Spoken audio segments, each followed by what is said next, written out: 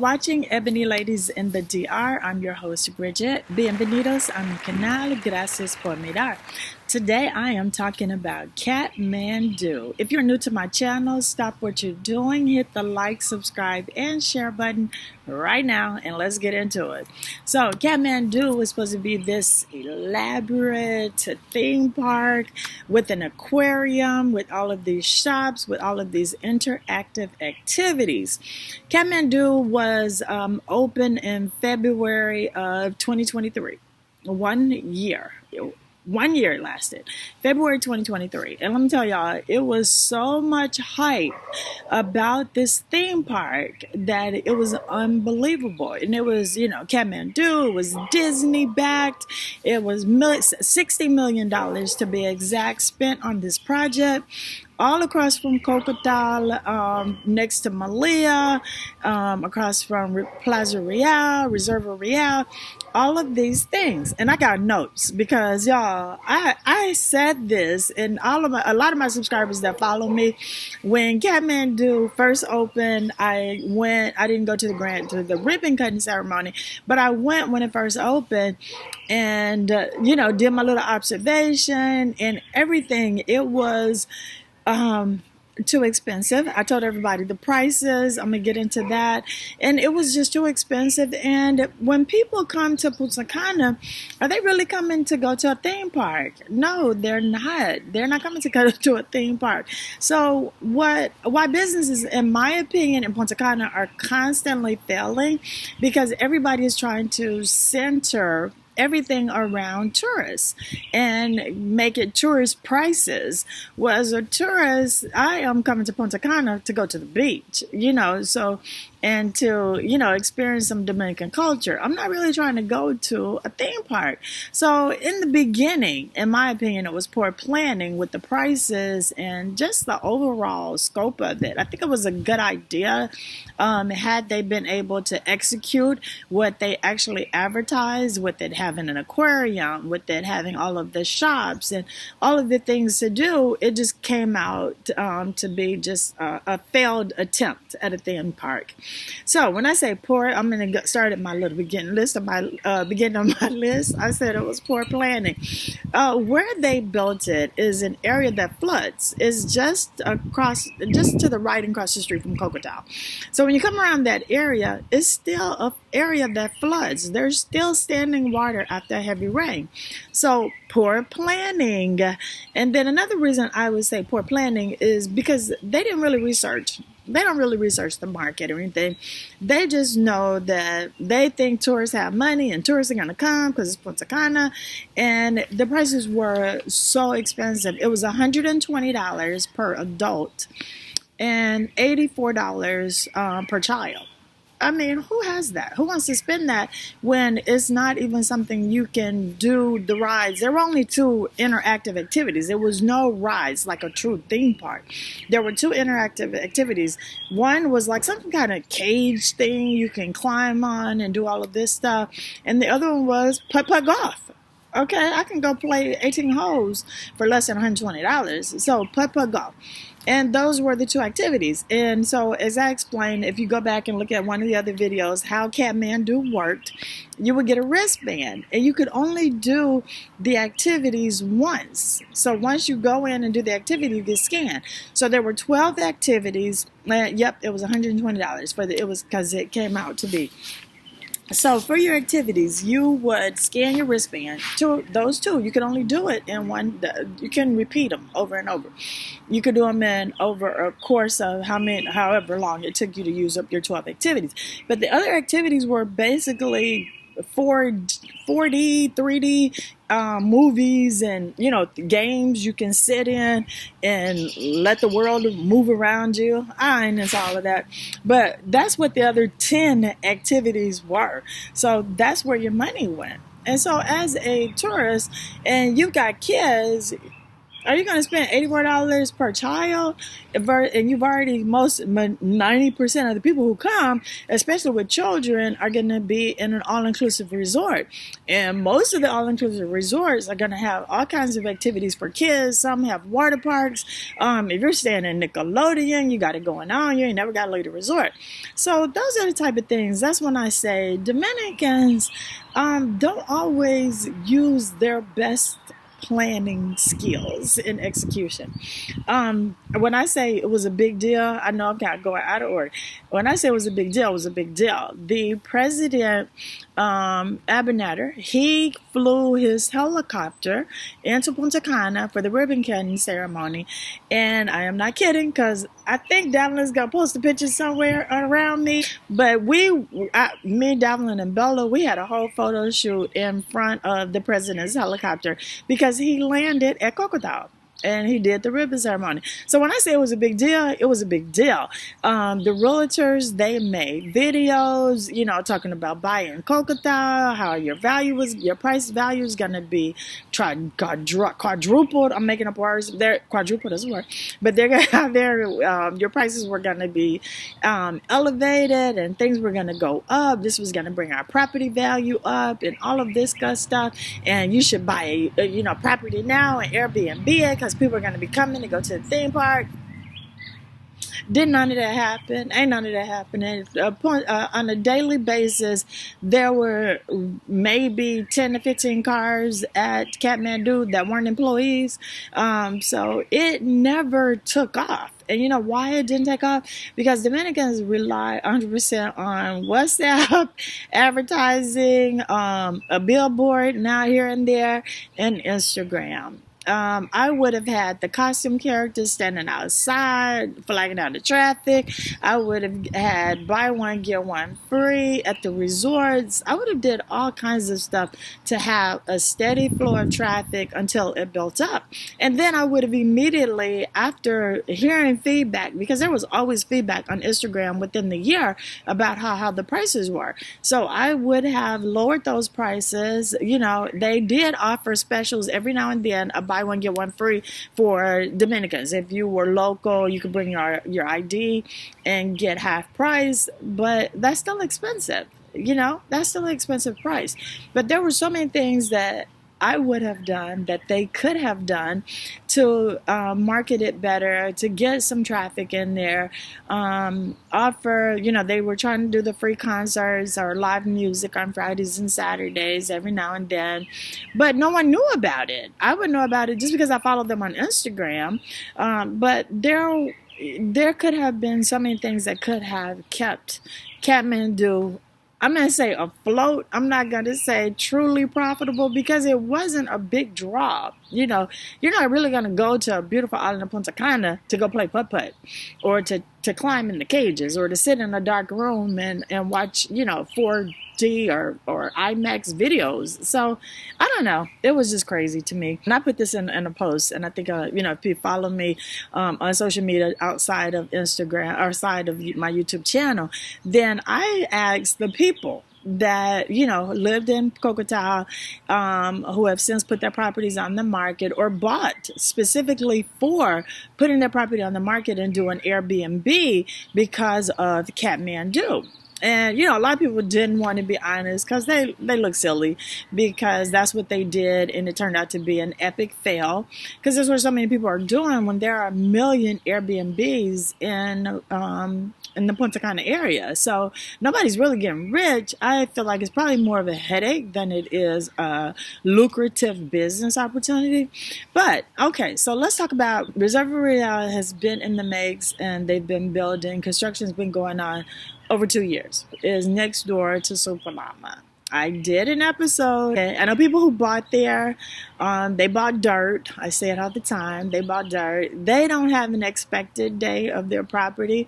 They're just telling them, it's coming along, and they can come over there and see that, work is being done. But, It's taking forever. And then in the front of the hotel is supposed to be a boutique hotel. So a lot of the people who are renting commercial space on the first level were relying on all of this traffic from the boutique hotel, people who were staying at the boutique hotel because of Kathmandu. Okay, so Kathmandu is closed. Now, why would you stay at the boutique hotel there? I mean, you're not going to get any access as a renter to the beach, so you might as well Airbnb across the street near the beach, because it's a long walk from Reserva Real to get to Jellyfish. And it's a dangerous walk now. It used to be a piece of cake. We used to ride our bikes there and all the time. But now it's like really a dangerous corner, a dangerous curve when you get down that street, because there's construction trucks coming in and out, as well as the tourist vans. Everybody's driving crazy.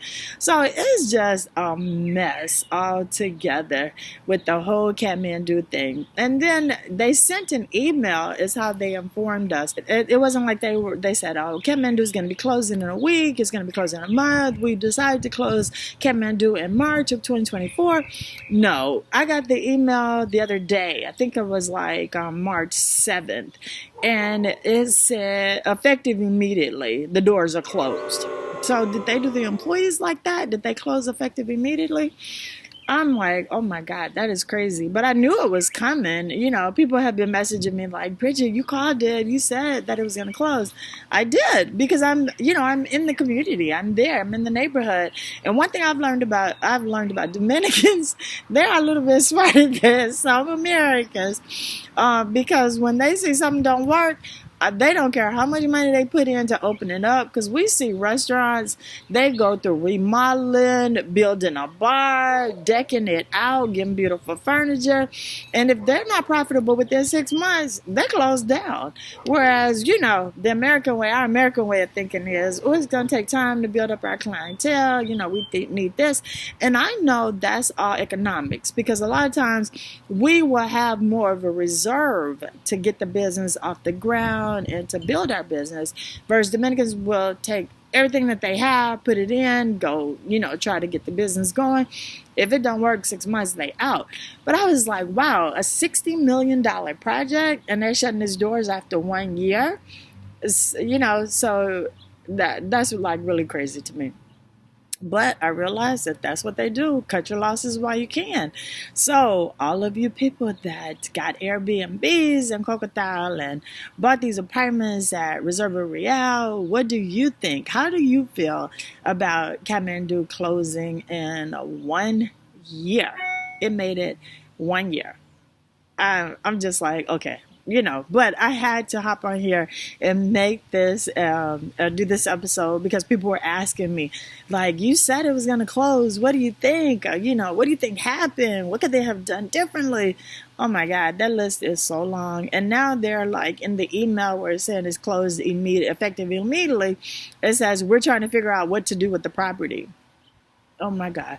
Now, if I was the Harley Davidson rental company that was there, I would literally be so pissed at them, because they moved out because they jacked the rent up so high and that they couldn't afford it, because they were supposed to be bringing in all of these shops and redoing everything to be bigger and more beautiful and all of these things. And they lost their business. They shut their business down because they couldn't afford the rent. And then Dulce, the Italian restaurant, they went through hoops and chains and did all of this remodel and upscaled it and it's beautiful and they get business.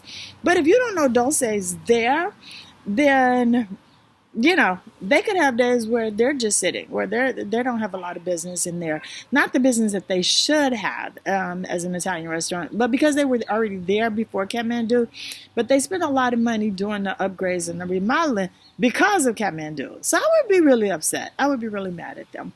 But that's life here. Well, I'm not here. I'm not in Punta Cana, y'all can tell. But I got some sunshine. I'm in the States for a minute. I'll be home in a few days. But, it's just like that's life there in Punta Cana. They just like jump the gun, do really big things without a lot of planning and thinking. and then have to shut down and lose money. And that's why I tell people all the time, before you start a business, you got to ask yourself, why is my business going to succeed? Who is my customer? My customer can't be the tourists. My customer has to be Dominicans. I got to cater to Dominicans. Even though there are a lot of expats there, I say it all the time. As an expat, we are there for a different lifestyle, for a less expensive lifestyle, 90% of us anyway, and just, not into spending a whole lot of money. So if you're opening a business and your products and your services are going to be really expensive, you better think about it. Think about it, I'm just saying. I think I covered all my points on here, and it's just crazy to me that after only 1 year, Kathmandu is closing its doors. A $60 million project. What do y'all think? I'm Bridget. This is Ebony Ladies in the DR, right here on YouTube every Thursday, 9 p.m. Eastern Standard Time. Don't forget, hit the like, subscribe, and share button. And I appreciate you all always watching. I appreciate the comments. Put them right there.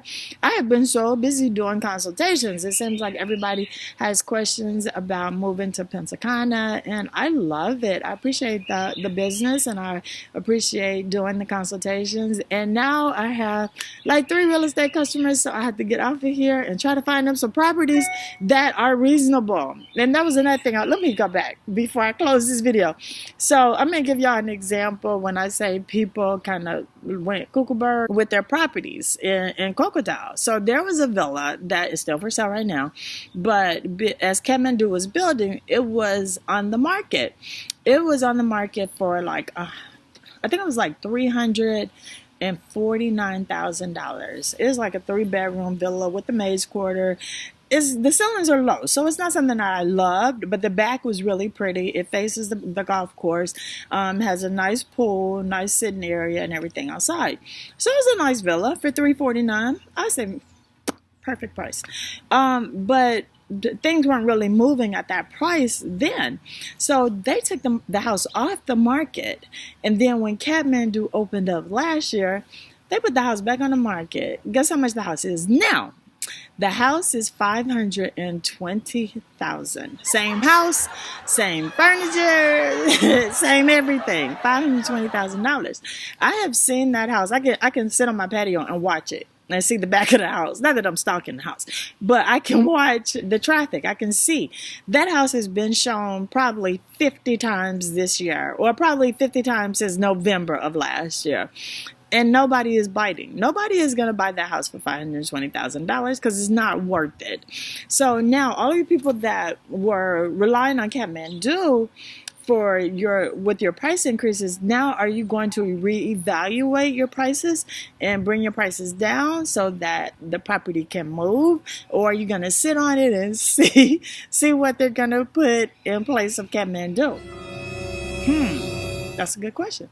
So I am looking forward to just waiting and see what I can find from my clients. It didn't used to be so hard finding property in Crocodile that was reasonable, but now it's starting to get a little crazy because people are just picking prices out of the blue. I'm not sure how they're getting these extremely high prices, but maybe they will see after a year of their property just sitting there not moving, they will reevaluate. Okay, and if you're one of my subscribers and those are one of your properties and you want to ask me some questions, book a consultation with me and I can give you some honest feedback on what you should price your property at. I don't want anybody to lose money, but I don't want anybody to just be sitting on something that's not going to move because it's overpriced because your realtor's greedy. Okay? Y'all know I say it all the time. All right, that I am officially closing this video. Thank y'all for watching.